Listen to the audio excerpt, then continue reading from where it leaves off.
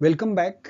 हम लोग डिस्कस कर रहे हैं चैप्टर 7 ऑफ लिटरेचर रिव्यू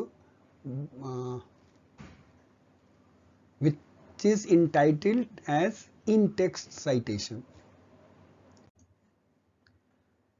इसमें हम लोग ऑलरेडी एक लेक्चर लगभग 20-25 मिनट्स का हम रिकॉर्ड कर चुके हैं।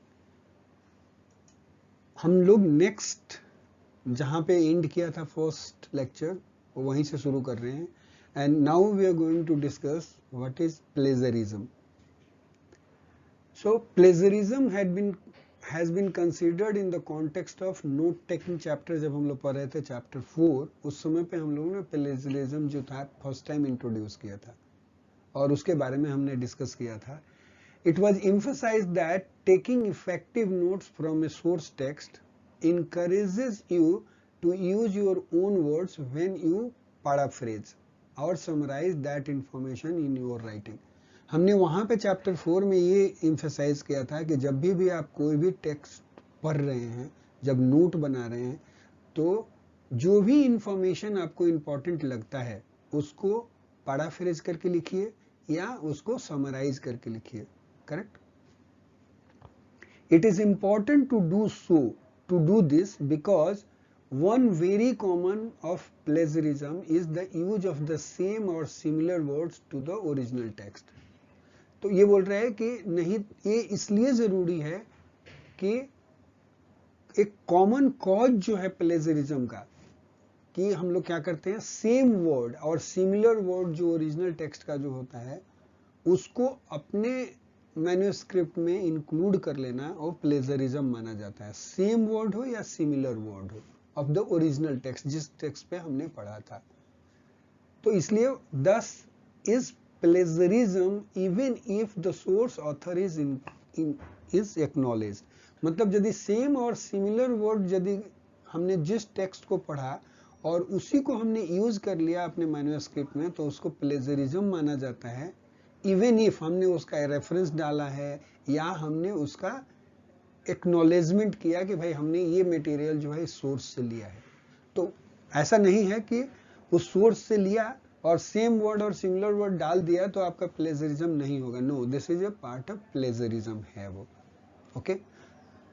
इसलिए बोला था कि जो भी आप टेक्स्ट पढ़ रहे हैं उसको या तो आप समराइज करके अपने वर्ड्स में लिखिए या उसको पैराफ्रेज करके लिखिए। Right. Now here we extend the discussion to examine the other ways that plagiarism can occur and give some examples। अब यहाँ बोल रहे हैं कि उसी डिस्कशन को हम लोग एक्सटेंड कर रहे हैं, आगे बढ़ा रहे हैं। राइट। और ये एग्जामिन करेंगे कि और कौन कौन से तरीके हैं जिससे प्लेजरिज्म कहा जाता है या प्लेजरिज्म हो जाता है। The other ways plagiarism occurs, मतलब कब प्लेजरिज्म, मतलब प्लेजरिज्म क्या बोलते हो, मतलब कब हम मानेंगे कि हमने जो भी टेक्स्ट कॉपी किया वो प्लेजरिज्म हुआ।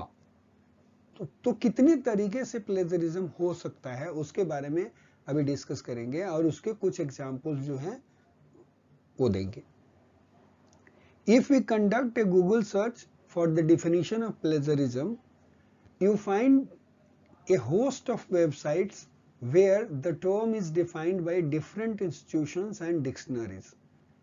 अब बोल रहे हैं कि यदि आप प्लेजरिज्म का डिफिनीशन, ये कीवर्ड डालेंगे डिफिनीशन ऑफ प्लेजरिज्म और गूगल सर्च करेंगे तो आपको बहुत सारे वेबसाइट्स मिलेंगे जो वेबसाइट्स किसी एजुकेशनल इंस्टीट्यूट के द्वारा होस्टेड हैं या डिक्शनरी में इसकी मीनिंग जो मिलती है प्लेजरिज्म की वो डिफरेंट मिलती है। ओके। एक फिक्स्ड कोई मीनिंग नहीं मिलती। The following is a commonly recognised interpretation. तो प्लेजरिज्म का जो है कॉमन रिकॉग्नाइज्ड इंटरप्रिटेशन जो है वो ये है। क्या है?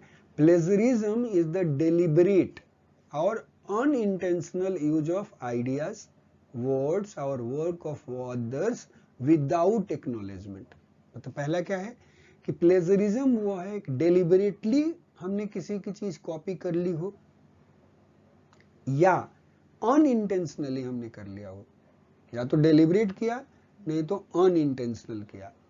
यूज ऑफ आइडियाज, किसी का आइडिया चुरा लिया, मतलब, या वर्ड्स किसी के ले लिए, या work of others, right, without acknowledgement, बिना एक्नॉलेजमेंट के कोई वर्ड किसी के टेक्स्ट से उठा लेना, आइडिया ले लेना, या किसी का वर्क बिना बताए, बिना एक्नॉलेजमेंट के यूज कर लेना और वो बताना कि ये मेरा काम है, वो प्लेजरिज्म है।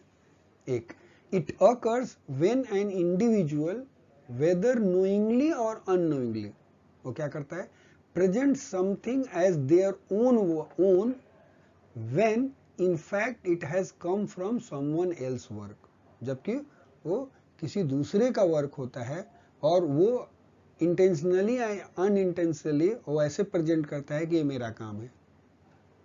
Okay, and the source has not been appropriately referenced, और फिर सोर्स जो है उसको ऐसा भी होता है, मतलब जनरली यदि आपने बताया नहीं तो उसको रेफरेंस भी नहीं करते। बहुत सारे लोग डिलिबरेटली करते हैं कि वो सोचते हैं कि वहां से उठाया तो उसका रेफरेंस ना दे, ऐसे भी करते हैं लोग, नहीं तो पता चल जाएगा वो एग्जैक्टली वर्ड, तो वो डेलिबरेट में आएगा, समझ गए।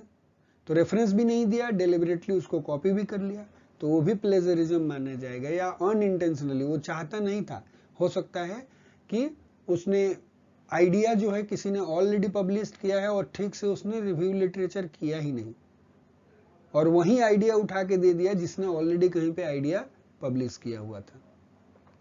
या अनइंटेंशनल में words or work of others without acknowledgement में कैसे आएगा, जैसे मान लो कि हमने ठीक से रिव्यू लिटरेचर नहीं किया और किसी ने ऑलरेडी कोई पेपर छाप रखा हो, उसके उस पे ऑलरेडी किसी ने पब्लिश कर रखा और हम बोल रहे हो कि नहीं जी ये तो मेरा काम है, जबकि हमने ठीक से रिव्यू लिटरेचर ही नहीं किया, already it was available, we could not devote the time to find it out those work, समझ गए।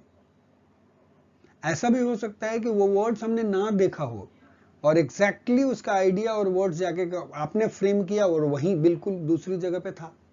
या मान लो कि ऐसा भी होता है ना कि जनरली आपने स्टूडेंट को दिया काम करने के लिए, और जो आपको काम करके दिया, अब आपके पास टाइम नहीं है वो चेक और क्रॉस वेरीफाई करने के लिए, और जिसने आपको टेक्स्ट दे रहा है वो बताया कि नहीं जी ये तो मेरा लिखा हुआ, और उसने कहीं से कॉपी करके पेस्ट कर दिया था। तो अनइंटेंशनली आपने ध्यान नहीं दिया तो वो भी प्लेजरिज्म हो जाएगा, क्योंकि आपने तो बिलीव किया कि भाई वो जो स्टूडेंट ने बताया, चाहे किसी ने भी बताया कि हमने कॉपी कहीं से नहीं किया, जबकि वो एग्जैक्टली में कहीं से कॉपी था। सो वहां पे भी अनइंटेंशनल जो आदमी लिख रहा था वो उसके चलते, मतलब वो जानबूझ करके नहीं किया, राइट। Okay, sorry. ओके, यहां तक क्लियर, आगे चले। Good. The description below outline more specifically the main ways in which plagiarism can occur. It is essential to recognize that any of these can occur either intentionally or unintentionally. वो बोल रहा है कि इतने तरीके हैं जिससे वो आगे जाकर के डिस्क्राइब करेगा कि जिन तरीके से प्लेजरिज्म हो जाता है। वो हो सकता है, ये भी बोल रहा है कि ये रिकॉग्नाइज करना जरूरी है कि ये इंटेंशनली भी हो सकता है या अनइंटेंशनली भी हो सकता है। Hence, all of the situations described below would constitute plagiarism even if the writer has not deliberately been dishonest. लिखने वाला deliberately dishonest नहीं था, लेकिन यदि ऐसा हुआ तो उसको भी plagiarism माना जाएगा। And has simply misunderstood that these actions come under the umbrella of plagiarism. तो सबसे पहले हमें ये जानना पड़ेगा कि कौन कौन सी चीज जो है वो प्लेजरिज्म के अंदर आती है, वो जानना जरूरी है, करेक्ट। अब पॉइंट वाइज दे रहे हैं। The wholesale copy of another work and claiming it as your own, ये प्लेजरिज्म है। मतलब हमने क्या किया, पूरा का पूरा होलसेल कॉपी कर लिया, कॉपी ऑफ अनदर्स वर्क, और क्लेम करता है कि ये मेरा है, and claiming it as our own. For example, it is a plagiarism if you download a digitation from the internet and then copy and submit some or all of it as your own, as your work. मतलब आपने क्या किया, कोई thesis जो है internet से download कर लिया और उसको कॉपी करके आपने सबमिट रीसबमिट कर दिया कि ये मेरा काम है, कुछ पार्ट या पूरा, ठीक है. This would be the most ब्लटेंट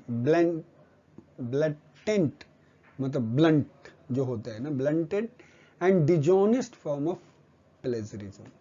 ये सबसे मतलब घटिया टाइप का एक तरह से प्लेजरिज्म है. ओके, आगे चले. उसके बाद rephrasing someone else original idea and not acknowledging the source. हमने क्या किया कि जो दूसरे का जो ओरिजिनल आइडिया जो था उसको हमने रीफ्रेज कर दिया, लेकिन उसको एक्नॉलेज नहीं किया. वो वही वाली बात कि चूंकि उसको पता था कि मैंने इस बुक से कॉपी किया था तो उसका रेफरेंस डालना ही नहीं, ताकि लोगों को पता नहीं चलेगा, एक तरह से, समझ गए. Unless it is information which is recognized as a common language.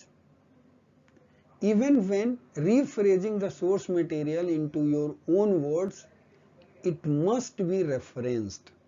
बोला कि यदि वो कॉमन लैंग्वेज नहीं है, समझ गए, तो कोई भी इंफॉर्मेशन जो हम लोग ले रहे हैं, राइट, उसको रिफ्रेज करना, अपने मटेरियल मतलब अपने वर्ड्स में रिफ्रेज करके डाल देना, राइट, और रेफरेंस नहीं करना प्लेजरिज्म है. तो इसलिए आप उसको, उस इंफॉर्मेशन को लीजिए, रिफ्रेज करिए, लेकिन साथ साथ आपको एक्नॉलेज भी करना है. Okay. Students sometimes worry that they may write or produce something themselves and not realize that someone else has said this before. Okay? वो क्या करते हैं, स्टूडेंट बोल रहा है, स्टूडेंट समटाइम्स वरी, ये लोग they feel worry that they may write और प्रोड्यूस समथिंग देमसेल्फ. वो हो सकता है कि वो खुद से लिखें, and not realise that someone else had said this before. मतलब वही बात उन्होंने लिखा जो ऑलरेडी किसी ने बोल दिया है बिना उसको रियलाइज करे. तो वो कैसे पता चलेगा, इसलिए वो रिव्यू लिटरेचर करके ही पता चलेगा कि ऑलरेडी किसी ने ये बात बोला था कि नहीं बोला था, right. So there are no easy answer to this scenario, but by conducting comprehensive literature searches you should be able to identify who has previously done work which is close to your own in the field and reference accordingly. समझ गए. मतलब दूसरा कोई तरीका नहीं है कि हम comprehensive literature सर्च करें, राइट, तभी जाकर के हमें पता चल सकता है कि किसी ने, हम जो बात लिखना चाह रहे हैं और जो बोलना चाह रहे हैं वो किसी दूसरे ने कभी बोला या नहीं बोला. वो जानने के लिए हमें कंप्रिहेंसिव लिटरेचर सर्च करना पड़ेगा. देन ओनली हम पता कर सकते हैं कि previously somebody has done this work or not. Okay. और अब के तारीख में तो आपके पास कोई एक्सक्यूज नहीं है, मतलब इतना नेट का एक्सेस है, सब कुछ है, राइट.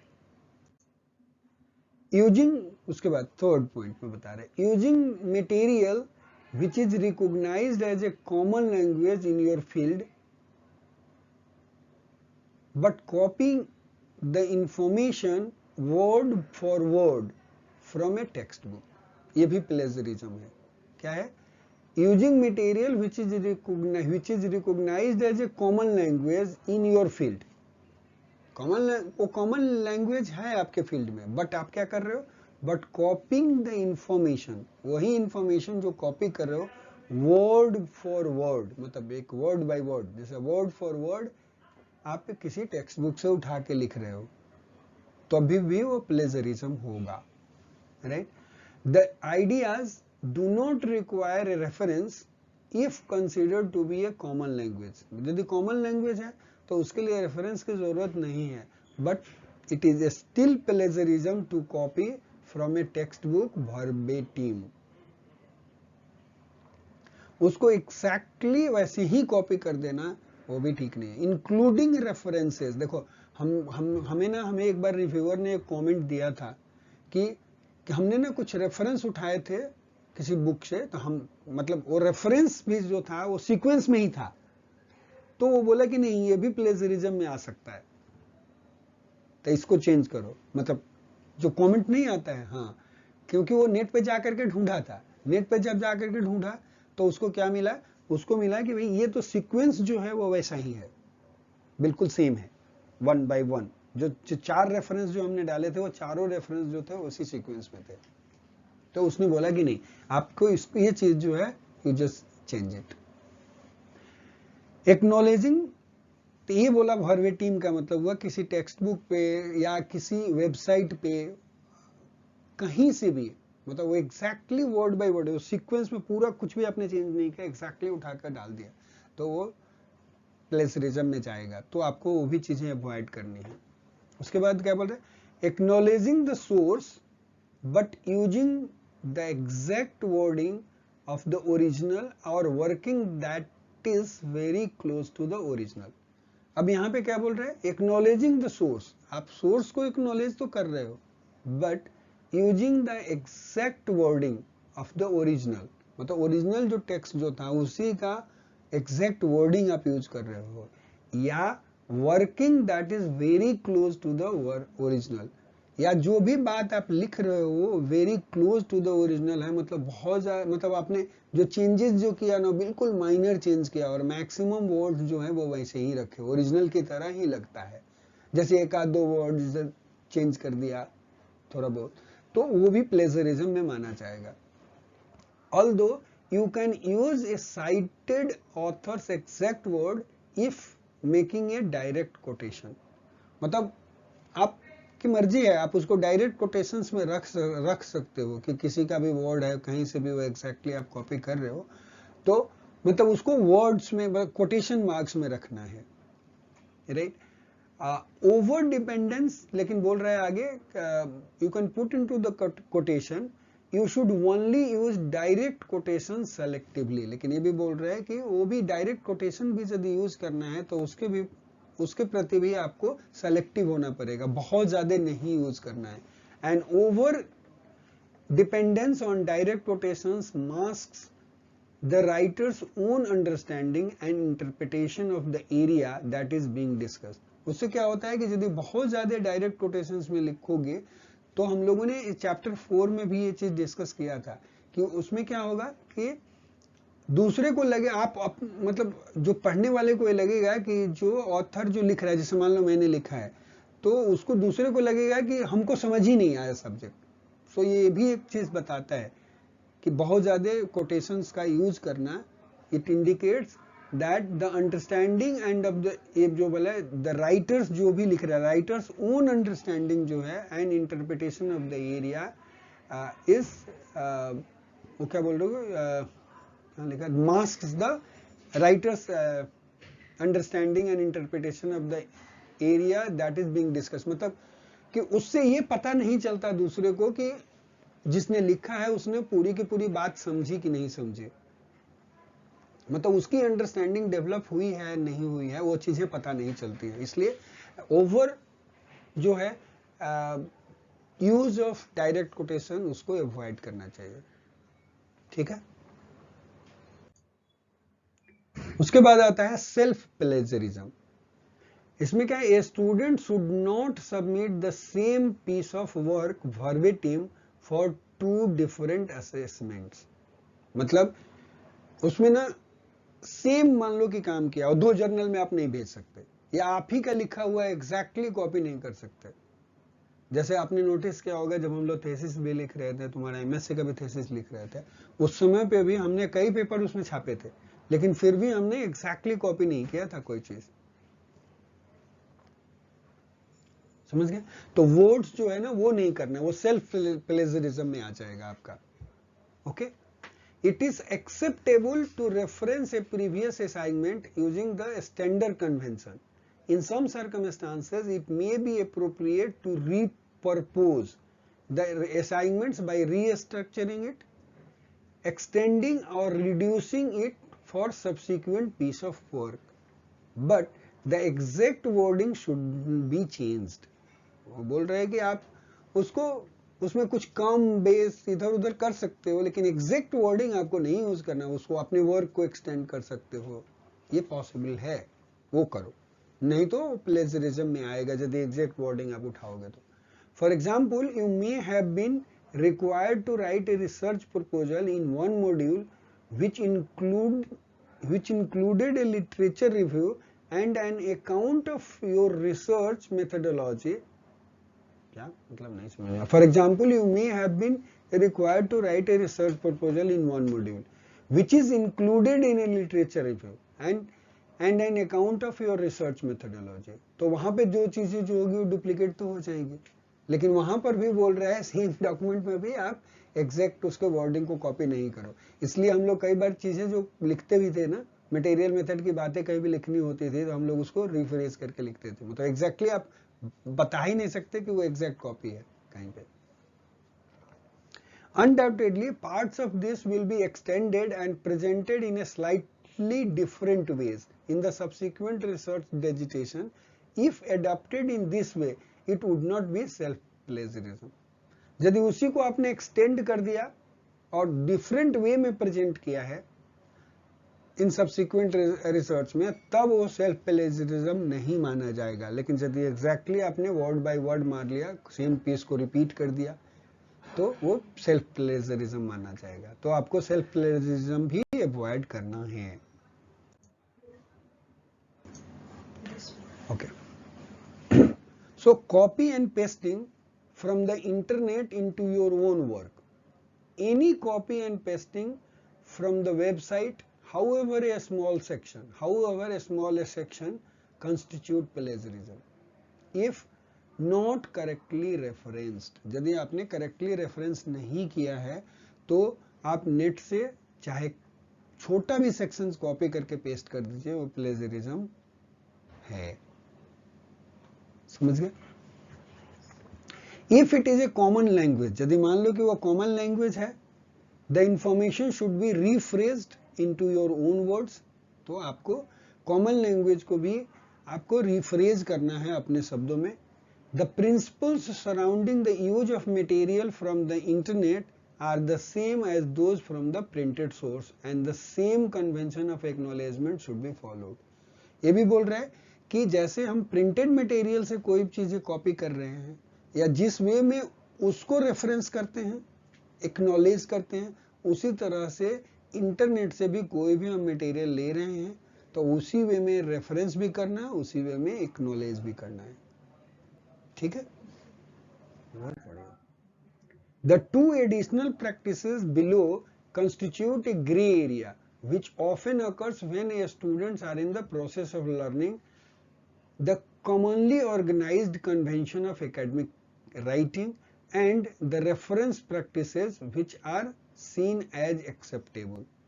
तो अब यहां पे बोल रहे हैं कि दो एरिया है, टू एडिशनल प्रैक्टिसेस हैं जो ग्रे एरिया जोन को रिप्रेजेंट करते हैं। राइट? ग्रे एरिया में ना चीजें क्लियर नहीं होती है कि वो इसको इधर रखें कि इधर रखें, वो हमेशा डाउटफुल डिसीजन होता है ग्रे एरिया। हाँ, which often occurs when students are in the process of learning। और कब होता है? जब स्टूडेंट जो होता है लर्न करते हैं, learning the commonly recognized convention of the academic writing। वो क्या, एकेडमिक राइटिंग का क्या कन्वेंशन है, कैसे लिखा जाता है, उसके बारे में जब सीखता है तब ये गड़बड़ होता है। एंड द रेफरेंसिंग प्रैक्टिसेस, कैसे रेफरेंस करना है, राइट, वो वहां पे जो चीज होती है वो थोड़ा बहुत acceptable are which are seen as a acceptable. वो कौन सा है?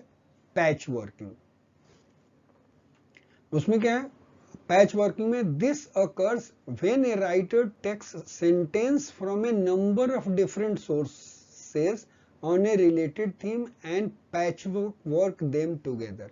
वो क्या करता है कि एक ही थीम पे जो है, रिलेटेड थीम पे अलग अलग सोर्स से, जैसे मान लो किसी बुक में लिखा है, दो तीन बुक में से एक ही थीम पे ये कुछ कुछ वर्ड्स लिखे हुए हैं और उसको यूज करके अपना उसी में मिक्स मैच करके वो बना लेता है। So that is called patch work. ठीक है? And patch work them together the different sentences all may be referenced using appropriate conventions. क्या बोल रहा है? different sentences जो हैं all may be referenced using appropriate conventions, but the wording of each one is very similar to the original source. ठीक है, क्या होना चाहिए? The different sentences may be referenced, आपने ओरिजिनल कन्वेंशन जो अप्रोप्रिएट कन्वेंशन यूज किया reference के लिए, but the wording of each one is very similar to the original source. लेकिन वर्डिंग जो है ओरिजिनल सोर्स के सिमिलर ही रही, तो उस केस में प्लेजरिज्म माना जाएगा. Right. whilst it is a good practice to be integrating material from a variety of places, it must be reworded as well as acknowledged. वो बोल रहे हैं कि अच्छी बात है कि आप ना अलग अलग सोर्स से मटेरियल लो और उसको इंटीग्रेट करो, लेकिन integrating materials from variety of places, मतलब अलग अलग जगह से लिया आपने, उसको इंटीग्रेट करना अच्छी बात है, बट इट मस्ट बी रीवर्डेड, मतलब उसके वर्ड को अपने शब्दों में लिखो. बेसिकली वो एग्जैक्ट वर्डिंग जो है उसको वैसे ही वैसे का वैसे उठा करके नहीं रखना है, और साथ में एक्नॉलेज भी करना है. ठीक है. Okay. Over dependence on direct quotations, वो सेम वही बात, जब उसमें बोला this arises when an author usage A number of direct quotation from different sources. Right. Different source से उसने ले लिया, लेकिन सब कुछ रखा डायरेक्ट कोटेशंस में, मतलब एग्जैक्टली उठाया कोटेशंस में डाल सकते हो. वही नियम है कि एग्जैक्ट डालना है तो कोटेशन में डालो, एक्नॉलेज कर दो, वो प्लेजरिज्म नहीं माना जाएगा. लेकिन यहाँ पे क्या कर रहा है, अलग अलग प्लेसेस से डायरेक्ट कोटेशंस ले रहा है, all of which may be correctly set out with quotation marks. Appropriate citations and page number भी डाला.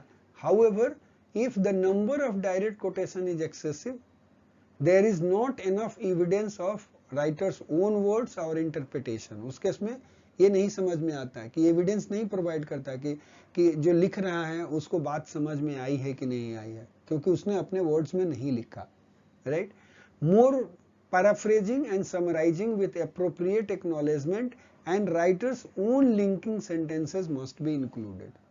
उस केस में क्या होना चाहिए, उस केस में आपको उसको पैराफ्रेजिंग करना चाहिए, मोर पैराफ्रेजिंग करना चाहिए, समराइज करना चाहिए, फिर अप्रोप्रिएटली उसको एक्नॉलेज भी करना चाहिए, and the writers own linking sentence must be included, मतलब वो जैसे लिंक कर रहा है, जो सेंटेंस बना रहा है, वो चीज उसमें इंक्लूड होना चाहिए. ठीक है.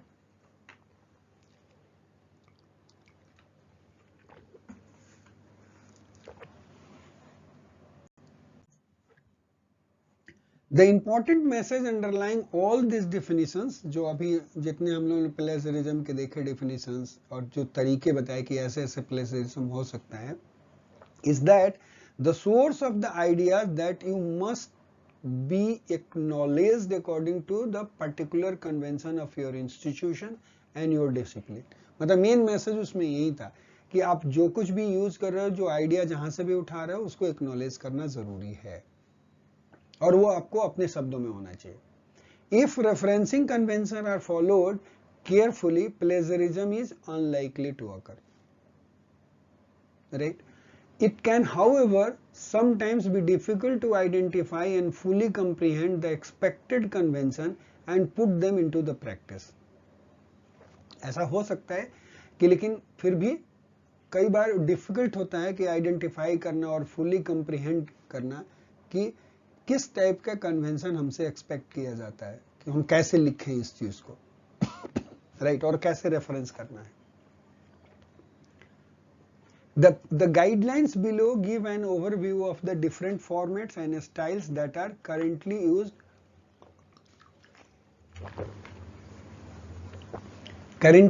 for the citations and the functions and situations in which they are appropriate. अब बोल रहे हैं कि ये कन्वेंशन मतलब कैसे साइट करना है, कहाँ पे साइट करना है, सेंटेंस के स्टार्टिंग में रेफरेंस होगा कि बीच में होगा कि कहाँ पे होगा रेफरेंस, कहाँ पे साइट करना है और कैसे साइट करना है, ये कन्वेंशन है. तो वो कन्वेंशन भी यदि नहीं पता होता है तभी भी दिक्कत होती है. तो ये बोल रहे हैं उसका गाइडलाइन जो है now they are going to provide. वही बोला the guidelines below give an overview of the different formats and styles that are currently used for citations. ये फॉर्मेट है और इस स्टाइल में ये यूज होता है। And the function and situations in which they are appropriate, और किस सिचुएशंस में ये स्टाइल और जो है फॉर्मेट आपको यूज करने हैं। At the end of the chapter there are some examples of acceptable and unacceptable browsing from the source text. मतलब एंड ऑफ द चैप्टर में फिर वो बताया कुछ एग्जांपल्स प्रोवाइड करेगा जहां पे एक्सेप्टेबल एंड अनएक्सेप्टेबल जो है मटेरियल जब भी सोर्स टेक्स्ट से जो आप लेते हो, borrowing from the source text, मतलब उसको कैसे लेना है, जो भी मटेरियल ले रहे हो वेदर इट इज एक्सेप्टेबल और अनएक्सेप्टेबल, उसके बारे में वो एग्जांपल्स बताने वाले हैं। There is also a description of online resource called Turnitin, which enables you to find out the extent to which your writing has used other words. But the first of all, we consider the type of information for which it is necessary to provide a reference and a variety of format for in-text reference. मतलब basically ये बोल रहा है कि online resources भी available हैं, जैसे एक एग्जांपल बता रहा Turnitin, जहां से ये पता चल जाएगा कि आपने प्लेजरिज्म किया है कि नहीं किया है, ये वर्ड्स इस साइट से यूज किया है। बहुत सारी लाइब्रेरी अपने भी इंस्टीट्यूट में कई जगह पे एक रिसर्च सेक्शंस में है, जब आप लोग सबमिट करते हो केसेस तो वो प्लेजरिज्म के थ्रू वो लोग पास करते हैं एकेडमिक सेक्शन में कि कहीं इसमें प्लेजरिज्म तो नहीं हुआ। करेक्ट, तो है रिसर्च सेक्शन के पास भी है, लोगों के पास है प्लेजरिज्म का सॉफ्टवेयर। बहुत सारे जो जर्नल्स भी जो रिव्यू करते हैं उसमें रिव्यूअर को भी एक्सेस देते हैं कि पहले चेक कर लो कहीं ऐसा तो नहीं कि इसने प्लेजरिज्म ना कर जाओ, तो वो भी एक चेक करना होता है कई बार। ठीक है, अब बोल रहा है कि बट फर्स्ट ऑफ ऑल ये बोल रहा है कि उस टाइप के सॉफ्टवेयर के बारे में बोल रहा है कि हम नहीं बात करेंगे, हम सबसे पहले ये बात करना चाह रहे हैं कि फर्स्ट ऑफ ऑल वो बोला but first of all we consider the type of information for which it is necessary to provide a reference and the variety of format for in text reference. मतलब बोल रहा है कि इन text के अंदर जो रेफरेंस डालना है वो कैसे डालना है, कहां पे डालना है, उसके बारे में ये डिस्कस करेंगे। It is important as well to remember copyright legislation and the need to seek copyright holders permission. मतलब ये बोल रहा है कि यदि हम ले रहे हैं वहां से कोई चीज तो हमें ये भी देखना जरूरी है कि जैसे मान लो किसी का फोटोग्राफ उठाया, किसी के एक्नॉलेज तो किया लेकिन अगेन कॉपीराइट परमिशंस लिया कि नहीं लिया। कई बार लोग होते हैं वो फ्री भी दे देते हैं कि भाई ठीक है फ्री है आप जैसे मर्जी यूज करो। कई जगह पे वो होता है कि नहीं आपको परमिशन लेना पड़ेगा, तो आपने परमिशन लिया क्या वो का ध्यान रखना है कॉपीराइट का। If making excessive use of copied illustrations, मतलब कोई इलस्ट्रेशन जो है वो बहुत ज्यादा कहीं से बुक से उठा लिया या जर्नल से उठाया तो उस केस में ये जरूरी है।